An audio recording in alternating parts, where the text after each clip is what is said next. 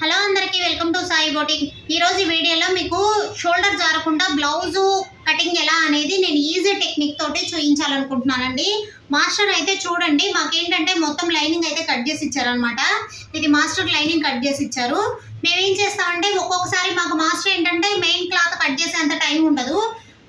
మనకి అలాంటప్పుడు ఏం చేయాలంటే ఓన్లీ లైనింగ్ వరకు కట్ చేస్తే మెయిన్ క్లాత్ అనేది మేము కట్ చేసుకుంటాం అనమాట. మెయిన్ క్లాత్ కట్ చేసేటప్పుడు చిన్న టెక్నిక్ ఉంటుందండి. ఆ టెక్నిక్ కానీ మనం యూజ్ చేసామంటే షోల్డర్ అనేది జారదనమాట. అయితే చూడండి, మీకు back neck, front neck, shape పట్టి అండ్ హ్యాండ్స్ మొత్తం వచ్చేసాయి కదా. వేస్ట్ క్లాత్ అనేది పక్కన ఉంటుంది, ఎందుకంటే షేప్ పట్టీకి డబుల్ లైనింగ్ అనేది యూజ్ చేస్తారు. మనకేంటంటే ఈరోజు మనకి మామూలుగా ఎవరైనా కట్ చేస్తారండి. మెయిన్ క్లాత్ కట్ చేసే దాంట్లో కూడా షోల్డర్ జారకుండా అనేది ఉంటుంది అనమాట. అయితే ఇదిగోండి, ఇది నేను సిల్క్ క్లాత్ అనమాట. మాకు మాస్టర్ కట్ చేయడానికి చాలా టైం తీసుకుంటారు, మాకు మెయిన్ క్లాత్ కట్ చేసేంత టైం ఉండదు. అందుకనేసి నేనేం చేస్తానంటే మెయిన్ క్లాత్ మాత్రం నేనే కట్ చేసి ఇస్తాను. అయితే చాలామంది అనుకోవచ్చు మీకు టైలరింగ్ వచ్చా అని. నాకైతే టైలరింగ్ అయితే రాదండి. కాకపోతే నాకు ఎలా తెలుసు అనే దానికైతే నేను ఒక చిన్న టెక్నిక్ చెప్తున్నాను. నాకు మాస్టర్ అయితే చెప్తారు ఇలా చేయాలి ఇలా చేయాలి అనేది.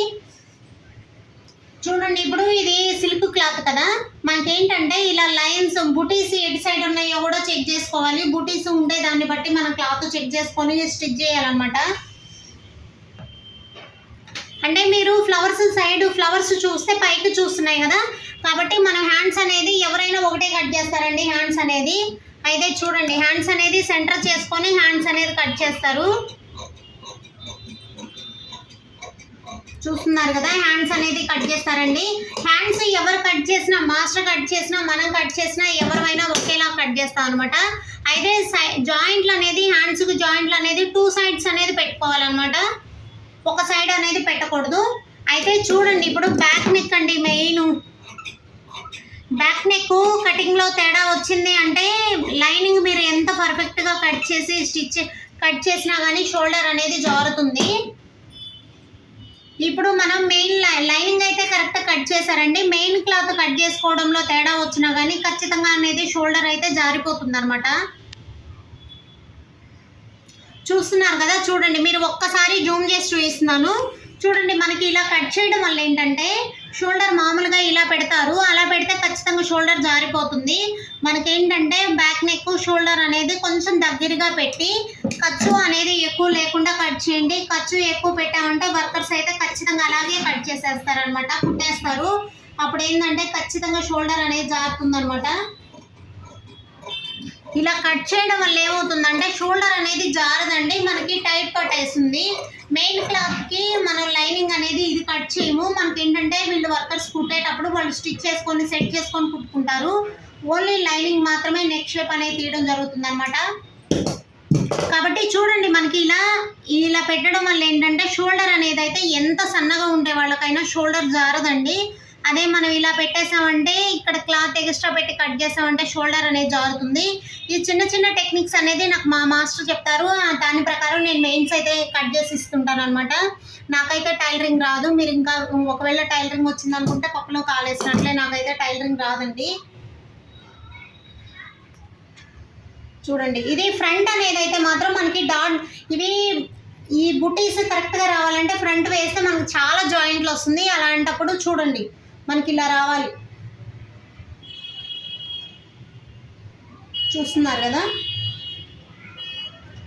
ఇక్కడ చాలా జాయింట్ పడుతుంది. కాబట్టి మనం ఫ్రంట్ అయితే అలా వేయము. ఇవేంటంటే రెగ్యులర్ శారీస్ కాబట్టి మనం వేయమండి. మామూలుగా ఇవి ఫ్యాన్సీ శారీస్, కొంచెం కాస్ట్లీ శారీస్ అయితే కంపల్సరీ వేయాల్సింది.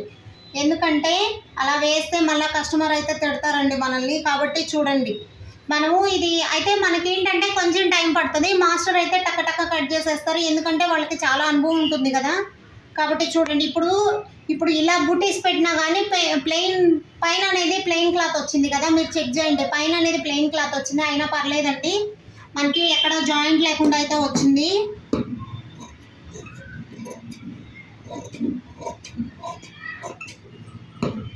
చూస్తున్నారు కదా, ఇదండి షోల్డర్ జారకుండా ఉండాలంటే ఈ టెక్నిక్ అయితే యూజ్ చేయండి.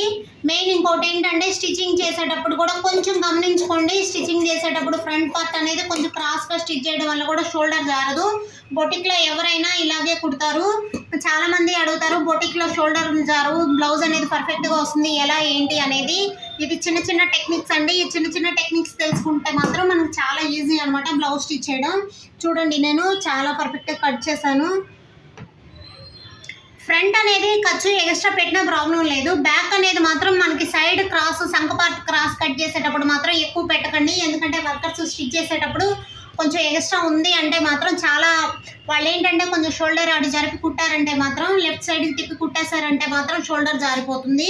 కాబట్టి ఇవి చూడండి మనకి చిన్న ముక్క కూడా వేస్ట్ కాకూడదు. ఇది కొంచెం బ్లౌజ్ పెద్ద బ్లౌజ్ కదా, అందుకనేసి ముక్క వేస్ట్ కాకుండా హ్యాండ్స్కి సైడ్కి జాయింట్లకు కావాలి కాబట్టి వేస్ట్ కాకుండా ఉంటుంది. మనం కట్ చేసుకునేది క్లాత్ వేస్ట్ కాకుండా కొంచెం జాయింట్లు ఎక్కువ పడకుండా ఉండేటట్లయితే చూసుకోండి. ఓకేనా? ఈ చిన్న టెక్నిక్ ఇలాంటి చిన్న చిన్న టెక్నిక్స్ తెలుసుకోవాలంటే నా ఛానల్ అయితే ఫస్ట్ టైం చూస్తున్నట్లయితే నా ఛానల్ ఫాలో చేయండి. థ్యాంక్ యూ అండి. వీడియో నచ్చినట్లయితే లైక్ చేయండి, షేర్ చేయండి, సబ్స్క్రైబ్ చేసుకోండి.